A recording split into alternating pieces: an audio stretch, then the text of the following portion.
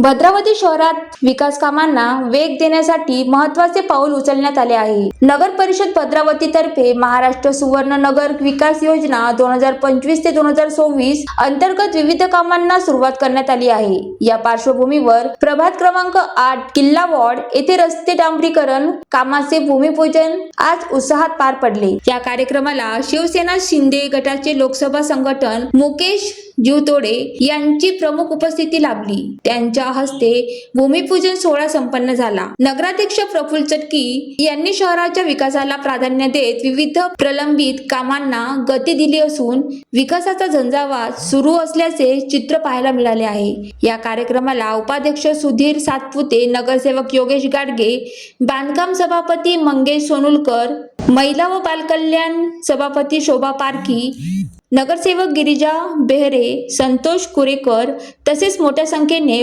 वॉर्डवासी उपस्थित होते। या विकास योजनेमुळे भद्रावती शहरातील प्रलंबित कामांना चालना मिळेल असा विश्वास नागरिकांनी व्यक्त केला असून समाधानही व्यक्त केले आहे। शहराच्या सर्वांगीण विकासासाठी अशा योजनांचा मोठा फायदा होणार असल्याचे मत स्थानिकांनी व्यक्त केले आहे। ज्वालादीप न्यूज साठी सुनील जेतावार, भद्रावती।